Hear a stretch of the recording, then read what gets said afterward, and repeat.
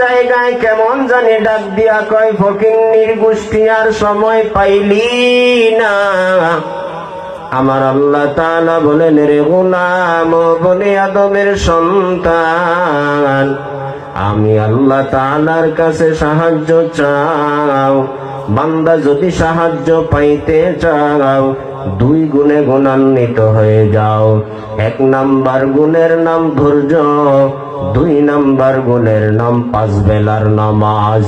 ও বান্দা, যদি ধৈর্য আর নামাজের সমন্বয় মুনাজাত দিয়া আমি আল্লাহ তাআলার কাছে সাহায্য চাও, আমি আল্লাহ তাআলা তোমার বলতে দেরি হবে, আমি আল্লাহ তোমাকে দিতে দেরি করব না। ধৈর্য বড় দামি একটা সম্পদের নাম। মায়ার নবী রহমাতুল লিল আলামিন বলেন, যেই বান্দা দুনিয়ার জিন্দেগিতে ধৈর্য ধারণ করবা, আমার আল্লাহ তাআলা দুনিয়াতেও তোমার সাথে থাকবে, পরকাল জীবনেও তোমার সাথে জান্নাতে মুলাকাত করবে। সুবহানাল্লাহ বলেন। রহমাতুল লিল আলামিনের সাহাবী হযরত আব্দুল আজিজ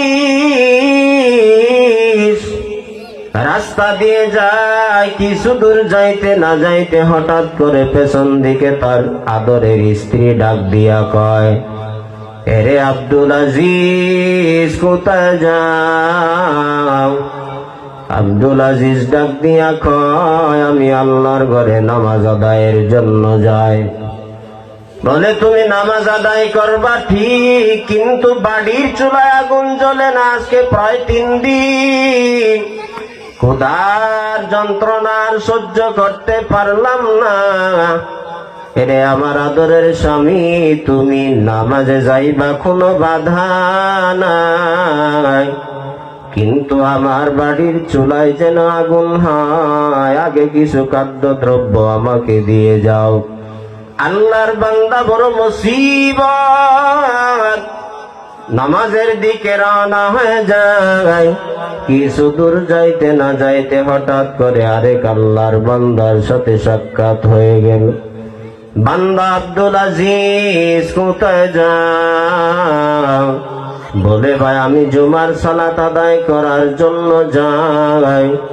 আব্দুল আজিজকে এই কথা বলার পর যুবক সন্তান ডাক দিয়া কয়, এরে আব্দুল আজিজ, তুমি নামাজে যাও কোনো বাধা নাই, কিন্তু তোমার হালাল টাকায় খরিদ করে নিয়ে আসা তোমার গাভী হারাই গেছে। এক কুঠির গোড়া থেকে রশিটাকে সিরিয়া কেমন জানে সে জংলার ভিতর প্রবেশ করেছে। এরে আব্দুল আজিজ, তোমার হারানো গাভীকে নিয়ে নাও, না হয় জংলার ওই হিংস্র বাঘ এসে তোমার গাভীর উপরে হামলা করবে। আল্লাহর বান্দা বড় চিন্তা। কিছু দূর যাইতে না যাইতে আরেক আল্লাহর বান্দার সাথে সাক্ষাৎ হয়ে গেল। আব্দুল আজিজ, কোথায় যাও?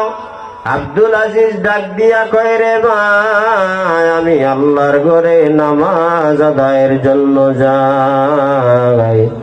বলে, তুমি নামাজ আদায় করবা কোনো বাধা নাই। ওই অনাবাদী স্থান, যে স্থানে পানিও নাই, বৃষ্টিও আসে না, আল্লাহ তাআলার কেমন জানি কারিশমা। পানি বন্যাও হয় না, বৃষ্টিও হয় না রে আব্দুল আজিজ, মেশিনওয়ালা কেউ পাওয়া যায় না। অনাবাদী স্থানে ফসল আদি সব মারা যায়। যদি ফসল আদি গুলা জিন্দা করতে চাও, হঠাৎ করে আমি মেশিনওয়ালাকে পাইলাম। যদি তুমি চাও আমার জমিতে পানি দেওয়া শেষ হওয়ার পরে তোমার জমিতেও পানি দিতে পারো।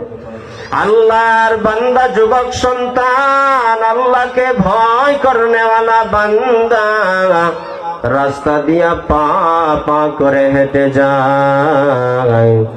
মসজিদে গিয়া 2 রাকাত নামাজ আদায় করিয়া কুদরতি পায়ে আমার আল্লাহ তাআলার পায়ে সিজদা করলেন। নিজের কপালটাকে কুদরতি পায়ে সেজদা করিয়া মুনাজাত দিয়া আমার আল্লাহকে ডাক দে আর বলে, রে রব্বুল আলামিন, তিনটা মুসিবত নিয়ে আমি আল্লাহ আপনাকে ভুলি নাই। ও আল্লাহ, আপনি আমাকে ভুলিয়েন না। আমার বিবি বলছে কানা নাই, পেটের সাথে পিঠ লেগে গেছে, ক্ষুধার যন্ত্রণা আর সহ্য করতে পারলাম না। মাঝখানে আসার সময় আমার উপর তিনটা ধামা চাপা দিয়েছে বিপদের আওয়াজ। ও আল্লাহ, তিন বিপদের সময় আমি আপনাকে ভুলি নাই। ও আল্লাহ, আপনি আমাকে ভুলিয়েন না। মুনাজাত দিয়ে আল্লাহর বান্দা আল্লাহর সাহায্য চাইলেন। পা পা করে এবার বাড়ির দিকে রওয়ানা। বাড়িতে আইসা দেখে তার আদরের স্ত্রী তার জন্য খানা নিয়ে রেডি হয়ে আছে। স্বামী বেচারা চোখের পানি ফেলাইয়া ডাক দিয়া কয়, এরে আমার আদরের স্ত্রী, আমি তো এখনো বাজারও গেলাম না, তরু তরকারিও তো আনলাম না, কিন্তু তুমি কেমন জানে আমার জন্য কানা নিয়া রেডি হয়ে আসনে আমার আহলিয়া। স্ত্রী ডাক দিয়া কয়, রে আমার আদরের স্বামী, শুনিয়া নাও, আমি তো এমন কোন স্ত্রী না যে স্ত্রী বাহিরে বাহিরে ঘুরে আর বেপরদায় চলে।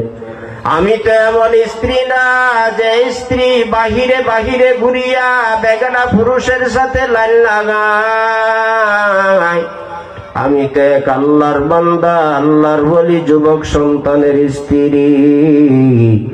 আপনি যখন মসজিদে রওনা হয়ে যান, আমিও যাই নামাজ ভিসাইয়া দুরাকাত নামাজ আদায় করে আমার আল্লাহর কাছে পানা চাইলাম, আমার আল্লাহ তাআলার কাছে সাহায্য চাইলাম, আর বললাম, রে রব্বুল আলামিন, আমার স্বামীর টাকা নাই, আমার স্বামী বড় গরীব।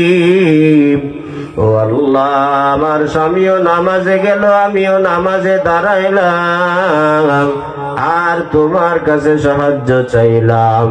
ও আল্লাহ, যদি তুমি আমার এই ডাককে কবুল করিয়া নেও, তাহলে আমাদের জন্য হালাল রিজিকের ব্যবস্থা করো। স্ত্রী ডাক দিয়া কয়, আমি এই দোয়া করে একটু দরওয়াজাটা খুললাম। দরওয়াজার কপাটের সামনে দাঁড়াইয়া দেখি এক আগন্তুক গোলাম আটার বস্তা নিয়ে হাজির হয়ে আছে। আর ডাক দিয়া কয়, রে আব্দুল আজিজের স্ত্রী, শুনিয়া নাও, আমি তোমাকে হামলা করার জন্য আসি নাই, আমি তোমার একটু প্রয়োজনকে মিটায় দেওয়ার জন্য এসেছি। আমি শুনেছি আব্দুল আজিজ বড় গরীব, আব্দুল আজিজের টাকাও নাই, বাড়িও নাই, গাড়িও নাই, আমি তাকে একটু আটার বস্তা হাদিয়া দেওয়ার জন্য এসেছি। আব্দুল আজিজকে আমার সালাম বলবা, আর আমি চেষ্টা করব আটার বস্তা শুকিয়ে যাওয়ার আগে তোমাদের খোঁজ খবর নিতে। আব্দুল আজিজ আল্লাহর শুকরিয়া আদায় করলেন আর বললেন, আলহামদুলিল্লাহ। ওই আগন্তুক গোলাম সে তো মানুষ না, বলে সে হলো আল্লাহ তাআলার পক্ষ থেকে প্রেরিত ফেরেশতা। আল্লাহু আকবার বলেন। রহমাতুল লিল আলামিনের সাহাবী আল্লাহর বান্দা আব্দুল আজিজ বলে, আল্লাহর কাছে সাহায্য চাইলাম, একটা বিপদের জবাব পেয়ে গেলাম। গোয়ালগড়ে দৌড়াইয়া যাইয়া দেখে কুঠি ঘুরায় তার হারানো গাভী কেমন জানি দাঁড়াইয়া আছে। স্ত্রীকে ডাক দিয়া কয়, রে আমার ওই সুন্দরী রমণী, আমার আহলিয়া, আমি তো যাওয়ার সময় আমার কানে খবর পৌঁছেছে, আমার এই হালাল টাকায় খরিদ করে নিয়ে আসা আমার এই গাভী তো হারায় গেছিল, আবার কোথার থেকে আমি দুই চোখের সামনে দেখতে পাই স্ত্রী ডাক দিয়া কয়, রে স্বামী শুনিয়া নাও, তুমি মসজিদ থেকে খানিকটা সময় আসার পূর্বে জঙ্গলার এক হিংস্র বাঘ ওই গাভীটাকে দাওয়া করতেছিল, আর গাভী পালায়ন করে গোয়াল ঘরে প্রবেশ করেছে। আব্দুল আজিজ ডাক দিয়া কয়, ও আমার স্ত্রী শুনিয়া নাও, ওই বাঘ আমার গাভীকে ধাওয়া করে খাওয়ার জন্য না, ওই বাঘ আমিকে ধাওয়া করে, আমার গাভীকে ধাওয়া করে ওই গাভী যেন আব্দুল আজিজের গোয়াল ঘরের খুঁটির গোড়ায় পৌঁছা দে। আব্দুল আজিজ আল্লাহর বান্দা বলেন, আল্লাহর শুকর, আল্লাহর সাহায্যের মাধ্যমে আমি দুইটা বিপদ থেকে বেঁচে গেলাম। আমার আল্লাহ তাআলা দুইটা বিপদের সাহায্য আমাকে করলেন, তৃতীয় নাম্বারটাও তো আমার আল্লাহ কুদরতি ভাবে করবেন। অনাবাদী স্থানে চলিয়া যায়, যাইয়া দেখে কেমন জানি সেখানে পানিতে ভরপুর হয়ে গেল। পার্শ্বে জমিনওয়ালাকে ডাক দিয়া কই, রে ভাই, আমার জমিতে তো আমি কোনো পানিও দিলাম না, মেশিনওয়ালাকেও পাইলাম না, কিন্তু আমার জমিনের মধ্যে কেন এত পানি দেখতে পাই? আল্লাহর বান্দা পার্শ্বের জমিনওয়ালা ডাক দিয়া কয়, বলে, রে বান্দা শুনিয়া নাও, আমার এই জমিনের মধ্যে পানি বেশি হওয়ার কারণে একটু আইল কাটলাম, ওই একটু আইল কাটার মধ্যে আমার আল্লাহ তাআলা অল্প পানিতে ভরপুর বরকত দান করেছি। আল্লাহ তাআলা বলেন, আমি আল্লাহর ওয়াদা, দুনিয়ার মানুষ, বান্দা তুমি যদি টেনশন আর পেরেশানির বেড়াজালে আবদ্ধ হয়ে যাও,